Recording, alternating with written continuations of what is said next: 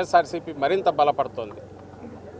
భయము బాధ ఏదంటే ఈ విశృంఖలత్వం పెరిగిన తర్వాత రాష్ట్రంలో ఓ సిస్టమ్స్కి అలవాటు పడిన వ్యవస్థ పోలీస్ వ్యవస్థ అది గాడి తప్పితే ఎట్లుంటుందనే ఫలితాలు మనం బీహార్లోనో ఆటవిక రాజ్యాల్లోనో చూస్తాము. నిరంకుశత్వం ఉన్నప్పుడు ఎమర్జెన్సీ టైంలో చూసాం.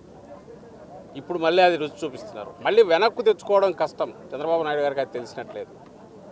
రెండవది, నువ్వు నాటిన విత్తనం ఈరోజు ఏదైతే రేపు దాని ఫలాలు ఎట్టుంటాయి అనేది కూడా ఆయన ఊహించట్లేదు. భయంకరంగా ఉంటాయి. ఇంత సింపుల్ అనుకోరా. కేసులు పెట్టచ్చు ఎవడి మీద అయినా, ఇద్దరు కలిసినా లేదా ఒకరిద్దరు ఫోన్లో మాట్లాడుకున్నా దాన్ని బేస్ చేసుకుని ఒకటి పట్టుకొచ్చి కాళ్ళు ఎరగొట్టి కన్ఫెషన్ రాయించుకుంటే వరుస పెట్టి 10 మందిని జైల్లో తోయచ్చు, హెరాస్ చేయొచ్చు. ఏదంటే అది స్థానిక సంస్థల ఎన్నికల్లో చూసాం, ఈ మధ్య జరిగిన ఉప ఎన్నికల్లో, నిన్నటికి నిన్న తెనాలిలో చూసాం. కేసు ఏదన్నా తప్పుడు చేస్తే కేసు పెట్టచ్చు, తప్పులేదు.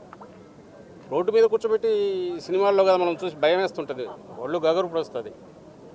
కాకి డ్రెస్ వేసుకొని బూట్కాలు కళ్ళ మీద పెట్టి లాఠీలతో బాతున్నారంటే మళ్ళీ లాఠీ మార్చి లాఠీ.